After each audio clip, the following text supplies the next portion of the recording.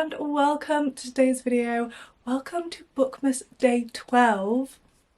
I can't believe we're here already. I literally can't believe it. We're on to the final Bookmas video, which makes me so sad. But fear not, fear not.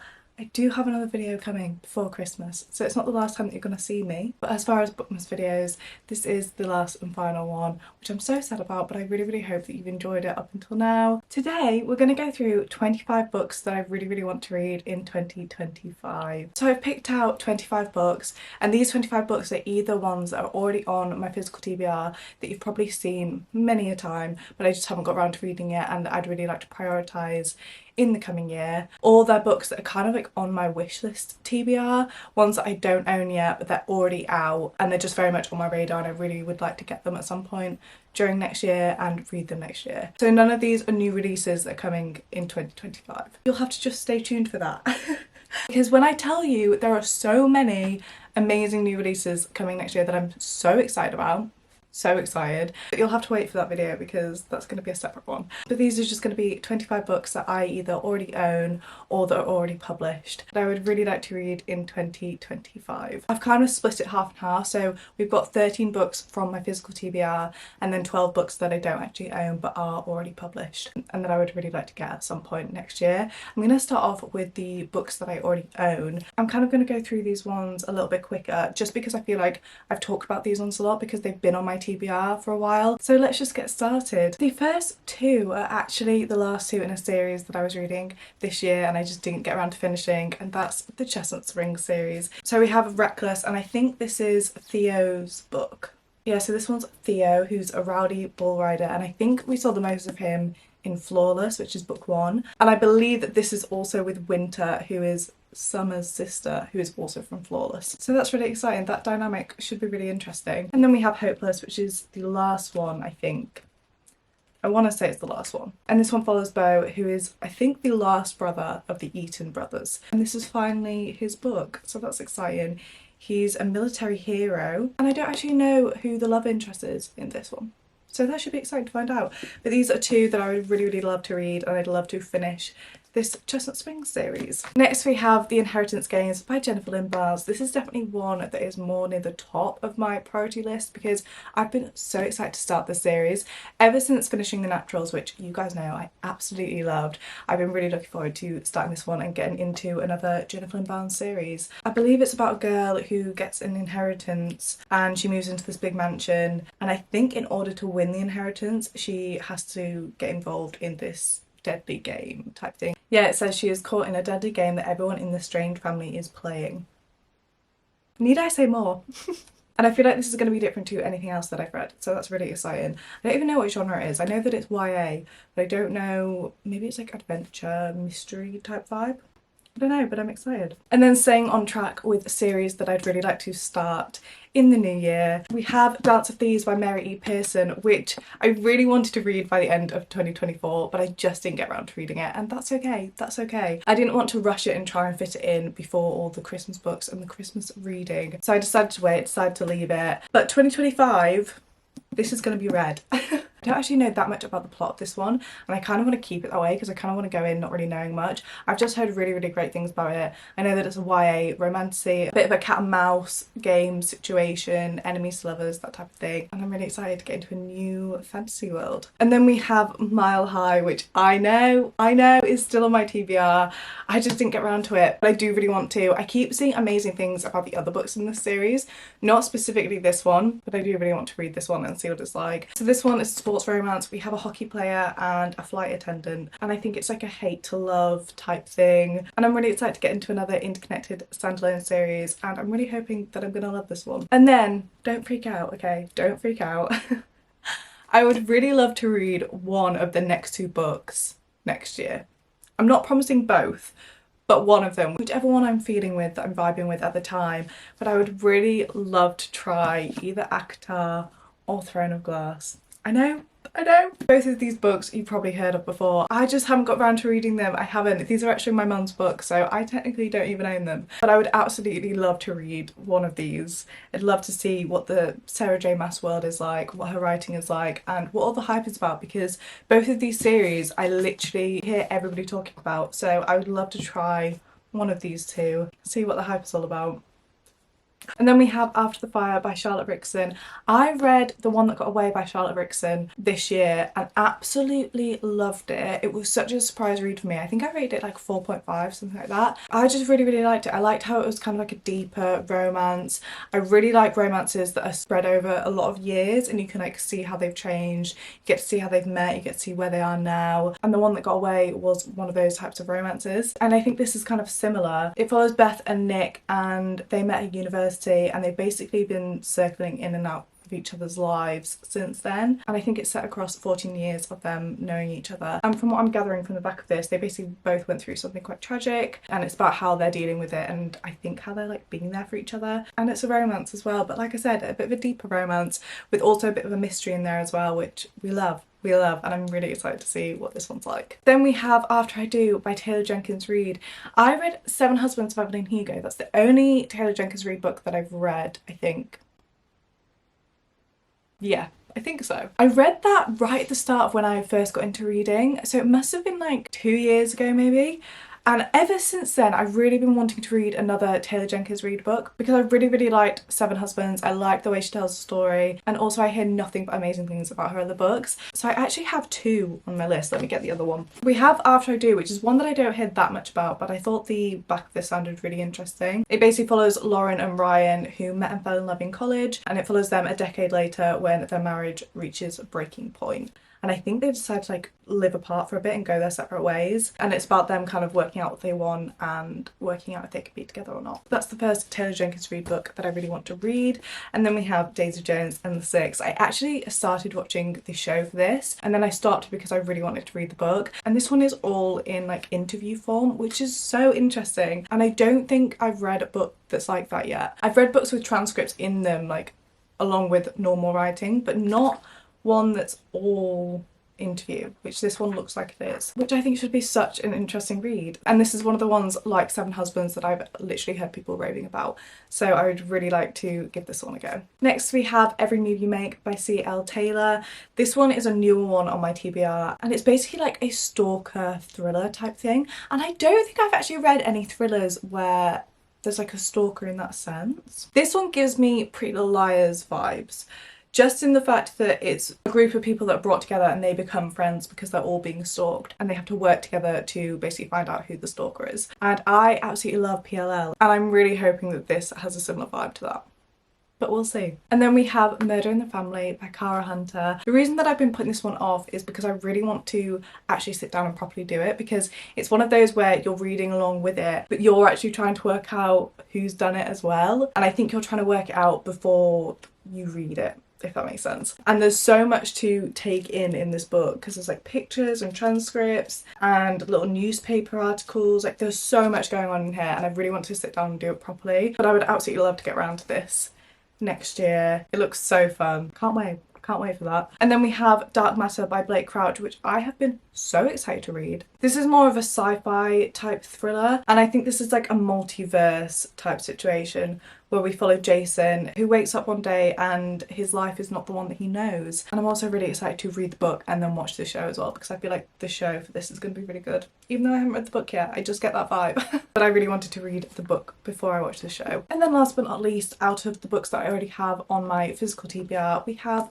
Pride and Prejudice, which I would really like to prioritise this coming year. I really want to get into more classics and this is definitely the one that is most on my radar at the minute. I just feel like it's a must read, honestly. And given the amount of romance that I read as well, I feel like it just has to be done. And I'm really excited and intrigued to see what it's like. So we'll see, we'll see. Okay, moving on to the 12 books that are not on my physical TBR yet, but that I would really like to get, and these are all ones, like I said, that are already published, already out in the world, that I just haven't bought yet. The first one, we have A Love Letter to Whiskey. I have heard amazing things about this book.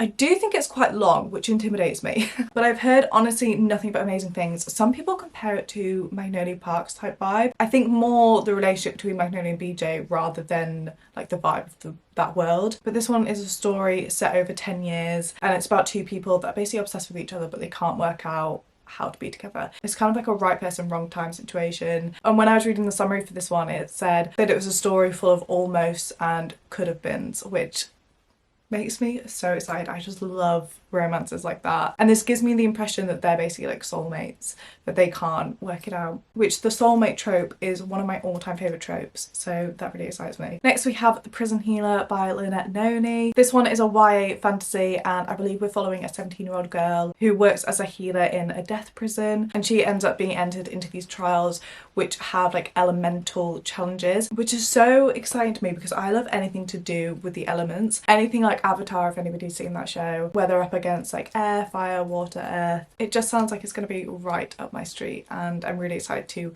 read more fantasy as well this year because I feel like I did read quite a few, I think.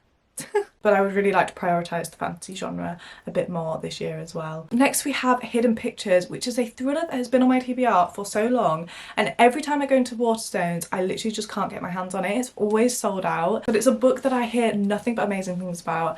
I'm really excited to read it, and it's one of the top thrillers that is most on my radar, and has been for a while actually, but I just haven't got my hands on it yet. This is a supernatural psychological thriller. I think there's a bit of elements of like horror in it as well, but it follows a woman who is working as a nanny for this little 5-year-old boy, and this little boy basically loves to draw and sketch, and one day he starts to sketch some things that are really disturbing, and they start to get more and more sinister, and I think the nanny starts to realise that it actually has something to do with a case that wasn't solved, or somebody that went missing that wasn't solved, something like that. But I've heard amazing things about this, and what I love is that the inside of the book has like the drawn pictures in there as well, which is really exciting, and I love anything that's kind of more immersive in that way. Next we have two Lynn Painter books, the two that are most on my radar. First up we have The Love Wager, which I believe is an adult romance. It follows two people that agree to be each other's wing person and help them try and find true love, and then they actually end up making a wager on who can find true love first, and this situation somehow leads to fake dating, which we love, but it just looks like a lot of fun, and like it's gonna be a really good kind of chick flick vibe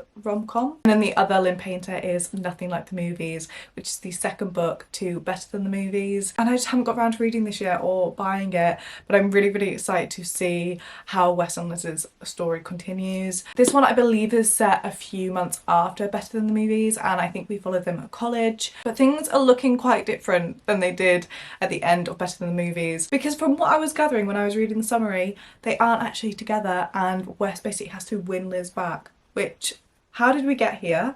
I need to know.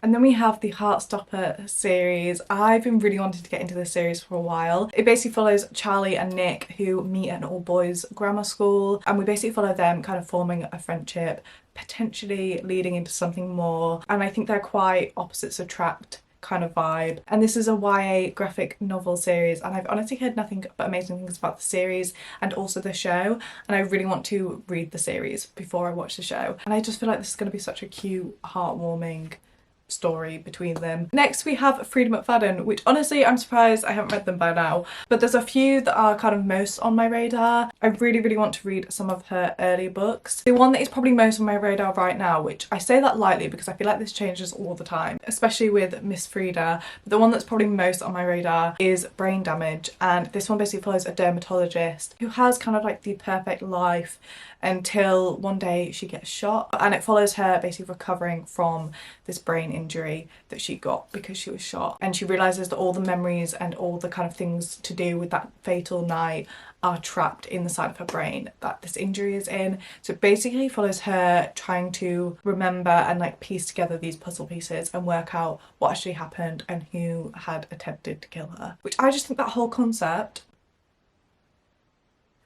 I need to read it. I need to read it. And like I said, it's the one that's probably the most intriguing to me at the minute. And then we have Still Beating by Jennifer Hartman. This one's kind of like a darker, more twisted kind of romance. It sounds like it's definitely got some darker themes in it. Basically follow Cara and Dean, and they previously really didn't get on, but they both find themselves being abducted, and they wake up in this basement of a madman, essentially. Which is crazy. crazy. Couldn't really believe that when I read the summary, but at the same time I was like, okay, now I'm intrigued, now I need to know what's going on. And it follows them having to work together in order to survive and escape this situation that they're in. Then we have Before Your Memory Fades, which is the third book in the Before the Coffee Gets Cold series. I just love this series. It honestly has a special place in my heart. I just love it. I love that it's kind of like studying humans and their connections with other humans. I just love it. And the third one is just to follow on from the others. It's another 4 short stories set in this cafe in Tokyo. If you don't know anything about these books, it basically follows this time travelling cafe, and each book is split into 4 parts, which are basically 4 short stories following a different person going to this cafe, time travelling, and we see why they want to time travel, we see who they meet, we see the interaction of them actually time travelling and meeting them. And it's just a very wholesome book series. And I read the first one in 2023 and I read the second one this year. So it feels only right that I carry on and read the third one next year. And I just think they make such great palette cleanser books as well, because they're so different to anything else that I usually read. And I just like all the life lessons that you get from it as well. And like I said, it's just a very wholesome book series. And then we have Picking Daisies on Sundays, which first of all, can we just appreciate the cover of this one, because it is stunning. Stunning. This one follows Levi and Daniela, who are childhood best friends, and Levi was Daniela's first love, but at the time it wasn't reciprocated, and it follows them 4 years later bumping into each other again, and Levi asked Daniela to be his fake date to a wedding. So it's got the fake dating trope in, it's got childhood friends to lovers, and I actually read the sample of this one and I was hooked. I literally just wanted to keep reading. So it's definitely very much on my radar for 2025. And then we have The Summer of Broken Rules. I kid you not, I heard so many great things about this book this year in the summer. So I've put it on my list of books that I would love to read next summer. The vibe that I get from this book is that it's a really nice balance between dealing with deeper things but also being fun at the same time. We basically follow Meredith, who's dealing with the loss of her sister, and her family have basically been brought back together for her cousin's wedding, and they have a tradition where they play a game of assassin every summer, and her target this year is a cute groomsman. It just looks like a lot of fun, but like I said, at the same time, dealing with some harder topics as well. And I really like a romance like that with more substance to it. So I'm really excited to give that one a go in the summertime. And then last but not least, the 25th book on this list, we have The Friend Zone by Abby Jimenez. This is the first one in the Friend Zone series, and I believe that the Happy Ever After playlist is also in the series, which is the one that I hear amazing things about, but I'd really like to read them in order because I just feel like I'm going to read all of them at some point. So I might as well start with the first one, which is The Friend Zone. Ever since reading the Part of Your World series, which I read all 3 books in that series this year, absolutely loved it. And I really like the balance that Abby Jimenez has with dealing with real life situations but also being really fun at the same time, and I think she has that balance literally nailed. I think she does it so well, and every single one of her books feels very real and genuine, and like all these characters could actually be real and this situation could actually be happening. I feel like she puts them in very real life situations. But The Friend Zone is a maid of honour best man situation. It follows Kristen, who's basically had a necessary medical procedure that means that she can't have children, and then we have Josh, who has always dreamed of one day having a really big family. So this is what I mean by Abby Jimenez just creates really kind of real characters, and I really like how we get to see 2 people in very different situations being brought together and how they're kind of working through that. And I just love her writing and her character building and everything. I just love her books. I love them, and I can't wait to start another series of hers. And that is the 25 books that I would love to read in 2025. I would absolutely love to know what books you would absolutely love to read next year. What books are most on your radar, top of your list, on your TBR. Like I said before, this video hasn't included any new releases coming next year, but that video is coming very soon, so stay tuned for that. And I just want to say a really big thank you for spending Bookmas with me and watching my videos. It honestly means the world to me. I've had a lot of fun filming all the Christmassy content. Like I said, I do have a couple more things coming before Christmas, but I really hope that you've enjoyed Bookmas, and I just really appreciate every single one of you, and I really hope that you enjoyed today's video, and I will hopefully see you in my next one.